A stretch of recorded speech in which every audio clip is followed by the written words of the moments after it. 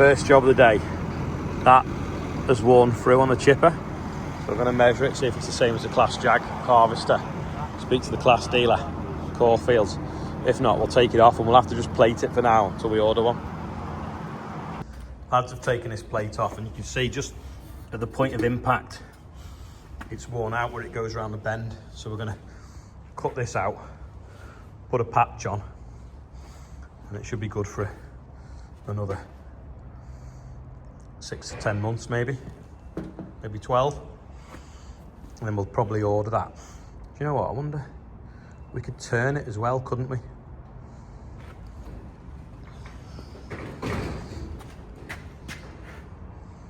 Put it on the opposite way up. Plasma that out, stick it onto that, and just stitch it on. So we get on.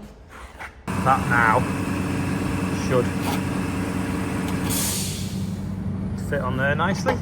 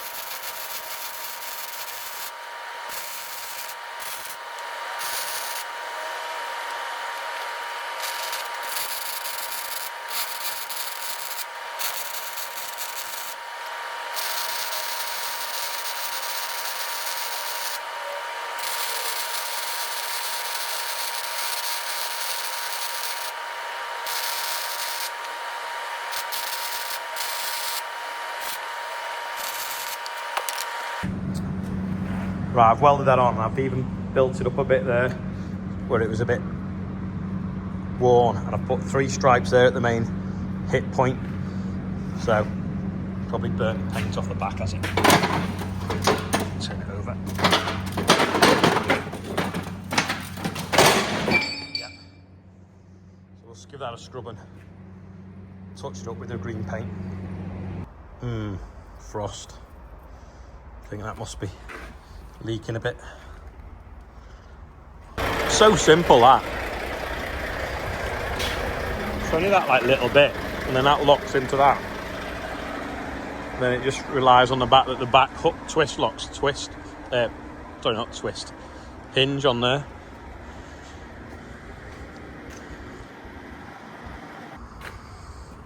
Just wire brush the burnt nuts off now, and then I'll put a bit of silicone in that hole so it doesn't get water behind it. And we'll give it a lick of paint, put it back on. Lads have painted that up now. I'll just give it another coat. Should look a bit better. Much better. Let that dry over dinner and we'll put it back on.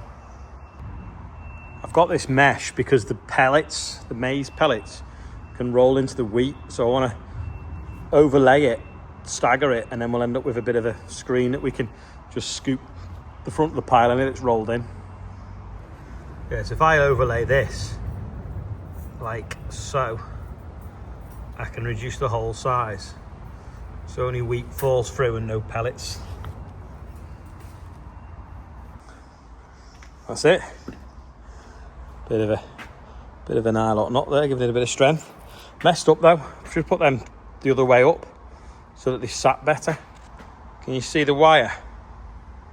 They'd have meshed together better, wouldn't they?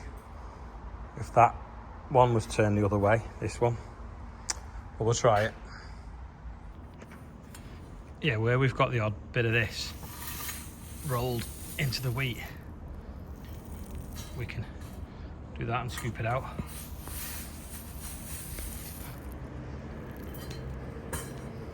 It's all right, isn't it?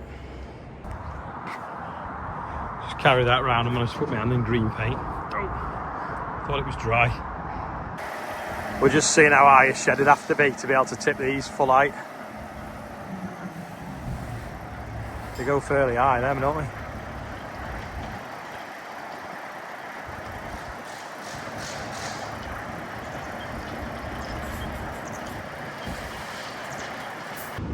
This is back on. Me and Andrew have done a bit of quality control and found 2 bolts slack. About 2 minutes. It's all Reese's fault. That should run fine for the test purposes. That's all back together now, all good. Backing out the shed now. Just making a bit of room now in case we have to tip any of them containers in that bay, because we struggle with height in the other shed when there's sometimes a bit stuffed full. So we're going to move that, put a bit of concrete there, so if we need to we can tip into the dryer intake, then scoop them up. Is the plan. So we're just moving that straw now. Harry's taking the fed toolbox back to the workshop. But yeah, if we looked how high we had at height here, we were on about maybe put a few legs and a bit of roof up here and carry that ridge line up, so we got more height. Have a bit of a tip bay here which we could then use for wet rain at harvest, but I don't know what to do. We have a decent harvest next year though, we might need a bigger shed as well. Because this concrete here is not very thick and we want a walkway, I've put these cones here. But I'm going to look what it'll look like if I lay the quad track tracks out and then we make planters out of them. But if you look there, that is the depth of the concrete. It's literally 2 inches against this wall. So you want a walkway and then a barrier. And take one of these round and see what it looks like when I lay it out, and then if it works I'll show you what I'll do. So the plan is we've got 4, we've got plenty, haven't we? 1. Well, we probably want to go to about here, don't we? So it's a walkway. So we've got one on its side now, but if we push it against the wall when we make them, so that just pull that flatty, that'll be like flat like that.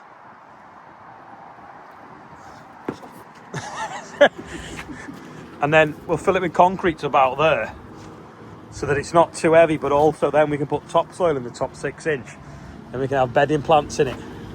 And then we'll put lifting eyes in and a couple of drainage holes, so maybe concrete, a couple of inch of gravel, some drainage holes, and then we can move them if we need to, but it keeps the traffic away from the building. Oh, I'll just move these cones. Andrew's just bringing the other one round. What we've got, it's like a temporary permanent barrier.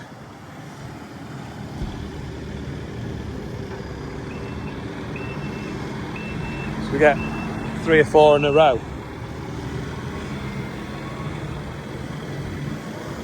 I think they'll look quite good.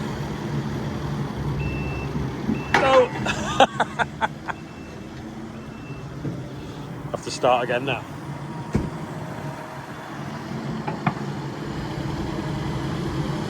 Have to lift it back that way.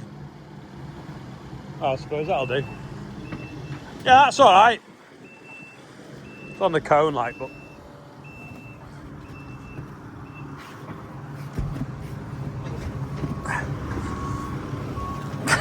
that's it. That's wide enough, yeah. Just nudge that. Eh? Nah. Well, they want to protect people, don't we? If you push that one a bit more that way, then we'll put the other one in the middle. That'll be all right then, won't they? We've got 4. It's called a quad track. It's called a quad track, isn't it? Quad. Really? Yeah. Are you taking them off the quad track? Are these stairs? Yeah, these are the old ones. Oh, right. Harry's a bit behind this page. Push it lower. That'll flip over, won't it? Go on.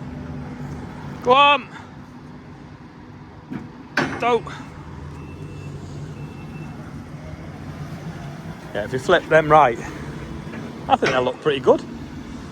But what we'll do is, like I say, put it against the concrete shed, put some blocks here to stop it pushing out, and then when we make them, we can make them nice and square and long and not too wide. And just go and get some of them meshes. You know, the meshes off the office window, go and grab a couple of them. The mesh off the office windows, because I think they'll sit in there for reinforcing. Just trying to get it so that they look properly spaced. Try that.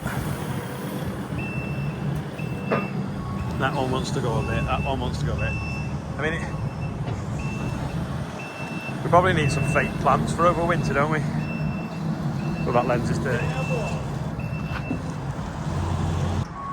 Trying to work out what spacing looks right between each bay. It'd look good, but then it messes up the doorway. So, I'm going to get another one now, but you can't walk straight into traffic if the barriers are there. You can obviously see and you're behind the barrier when you come out the doorway. So we don't need one directly opposite the door. But put that there, and then we'll, if it looks right, we'll get the concrete mixer on one day and make a mixer in the middle. Just put some lifting eyes in, and then use that mesh as reinforcing that we've got. It's come off them windows, that mesh. Looks like the old Runcorn Bridge. Got some lights on it tonight. This is where it needs painting. Completely blends in. You can't see what's bridge and what's yard now. I've just laid this sheet round here because we're getting quite tight where we roll up here, and I don't want any of them pellets rolled into the wheat. That's what I made that scoop for before, because a bit hard. But this is the liner that comes out of the container, so I've laid that on, so if anything rolls, go on there. But that's the fresher stuff that's coming here on the right, and then that's the older stuff that come in the summer, disappearing out now. This pile though of wheat is all due to go in the next few weeks. I think there's a load tomorrow and a load the day after, so that gives a bit more room then, especially at the back of the shed. We would normally fill it with OSR, but no one can grow it anymore in the UK, so because we had no yield with the sheds being empty, we've been storing this stuff that's been coming in containers. So it's good, welcome income when we've not got anything left to sell really. Proper dark now, as the last one's leaving for the day. Only one birthday today, James O'Kane. Check him out on Instagram, GTL Container Homes. He makes some really good containers that he turns into homes, so check it out. Happy birthday.